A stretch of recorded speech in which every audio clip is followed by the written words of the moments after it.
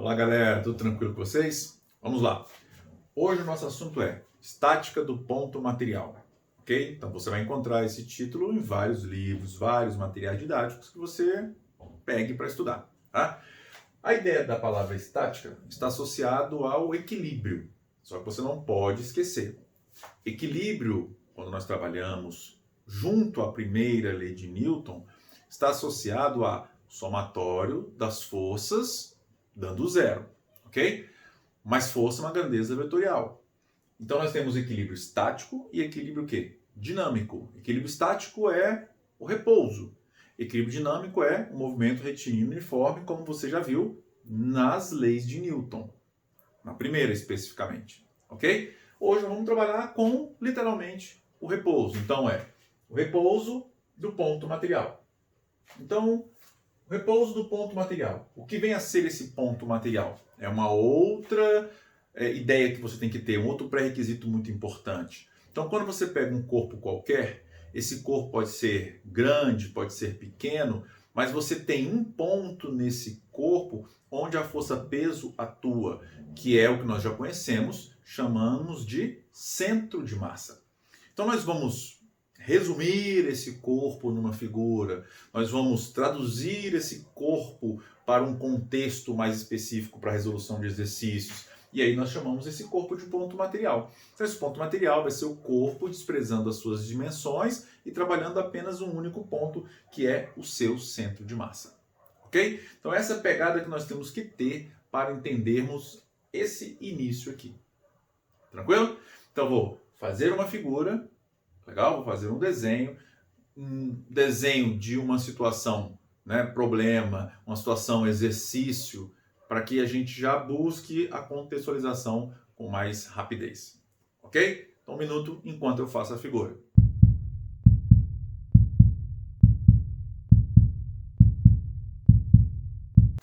Vamos lá. Desenho feito. Esse é um desenho bem tradicional nesses primeiros modelos de exercícios referente a esse assunto. Tá? Então, vamos pensar no seguinte. Eu prendo usando fios, cordas, barbantes ao teto, um corpo qualquer. Legal? Então, por exemplo, imagine que no lugar dessa esfera eu tivesse esse corpo. Se eu prender esse corpo e quiser que ele fique paradão, estático, ok? Eu vou pensar em aplicar forças, mas mentalizando, mirando, visualizando um ponto ótimo. Por exemplo, se eu segurar só nesse ponto e soltar, ele vai ter, vou colocar mais para cá, um giro inicial. Eu não quero trabalhar esse giro, eu quero o estático perfeito, tá? Então, por exemplo, existe um ponto, como ele é bem simétrico, um centro geométrico aqui associado a esse retângulo de madeira, né? Eu tenho um ponto onde, se eu aplicar uma força nesse ponto aqui para cima, eu já tenho essa força passando pelo centro de massa, onde atua a força-peso. Então, eu vou resumir todo esse pedaço de madeira a um único ponto, no qual eu chamo de ponto material.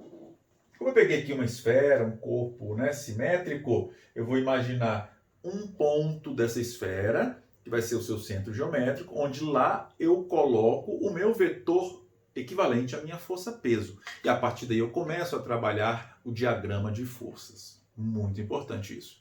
Legal? Então vamos lá.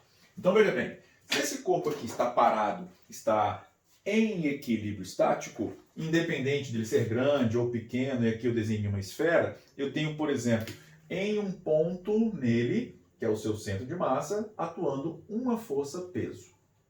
Legal? Como essa força-peso está exatamente aqui nessa linha, onde eu tenho a amarração dos fios, é muito comum você ouvir o termo nó. Tá? Equilíbrio no nó. Alguns professores, alguns autores usam esse termo. Tranquilo, não tem problema nenhum. Mas a ideia central aqui é a seguinte, vamos lá. Vamos pegar peça por peça. Vamos imaginar aqui, ó, só a esfera. Aqui é a minha esfera. Que forças que eu tenho? Para baixo, o peso.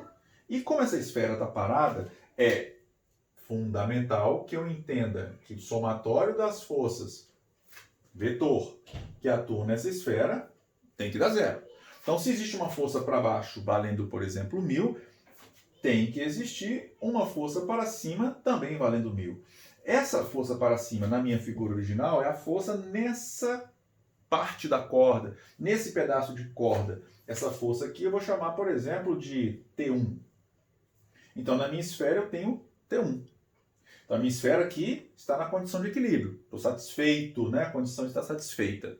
Ok? Beleza. Agora vamos pegar esse ponto, ó, que aí a gente chama de nó. Tá? Vamos pegar esse ponto e a partir dele eu vou fazer o diagrama de forças. Nesse ponto aqui, ó, que eu vou puxar para cá, é isso que me interessa. Eu tenho esse ponto da corda, tá ele aqui, ó, sendo puxado para baixo.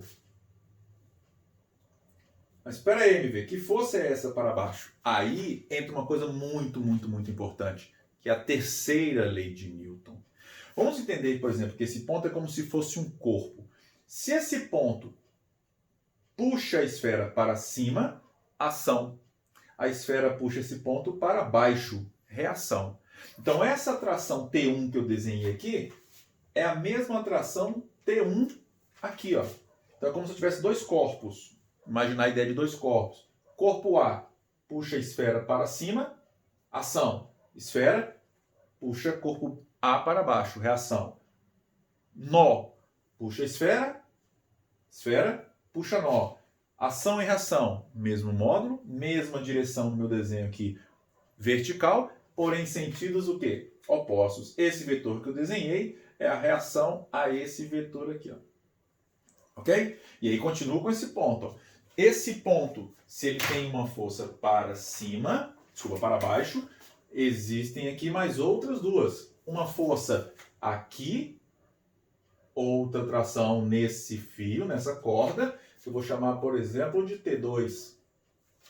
Ok? E uma outra tração nessa outra corda para lá, que eu vou chamar de T3.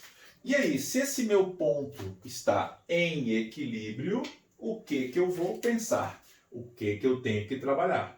O somatório das forças que atuam nesse ponto também tem que dar zero. Legal? Tudo bem, galera? Então, eu estou traduzindo isso esquematicamente com bastante tranquilidade, corpo por corpo, ponto por ponto, ação, reação, para que você tenha noção do que você tem que fazer. Essas três forças somadas dá zero. Ok? E se eu estou trabalhando forças, aqui eu estou usando as representações das forças com as suas análises de vetores, essa soma dá zero e essa soma dando zero, é interessante agora que eu visualize esses vetores em módulo direção e sentido direção e sentido tem a ver com esses ângulos, então é importante que eu trabalhe agora as relações vetoriais. Então eu tenho que buscar esse pré-requisito, ó, que é o vetor. Legal? E em uma soma vetorial, por exemplo, 3 mais 4 pode dar 5.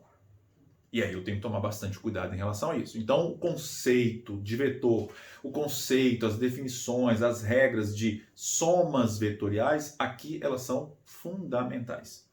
Legal? Então, a ideia central ela é muito simples. A ideia central tem muito, né, a ser trabalhado em relação à primeira lei de Newton. Então, esse assunto está intimamente ligado, olha ela aqui, ó.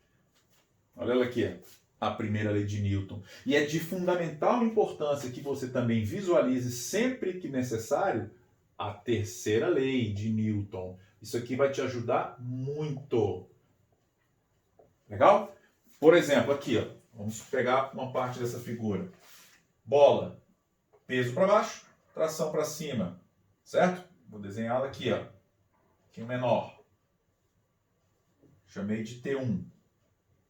Bola puxada para cima, ação. Bola puxa esse ponto para baixo, reação. Então tem o mesmo T1 aqui, ó. Esse ponto é puxado para lá por uma força que eu chamei de T2. T2 é outra ação. Se esse nó é puxado nessa diagonal nordeste para cima, esse nó puxa o teto numa diagonal com o mesmo valor de T2 em sentido oposto. Aqui eu vou ter um T3 ok? E se esse nó é puxado nessa direção, noroeste, certo? Nesse sentido aqui, ação, o nó puxa o teto, então a corda está amarrada ao teto, com a mesma intensidade de força T3. Ó, ação, reação, ação, reação, ação, reação. Isso é muito importante você identificar. Quando você começa a dominar isso, os exercícios vão ficando mais tranquilos a partir do tempo.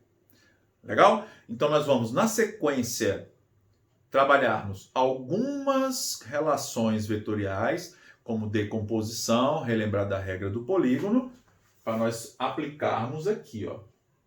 Tá? Então, essa é a primeira ideia que você precisa ter em mente. Ok? Vamos lá, galera.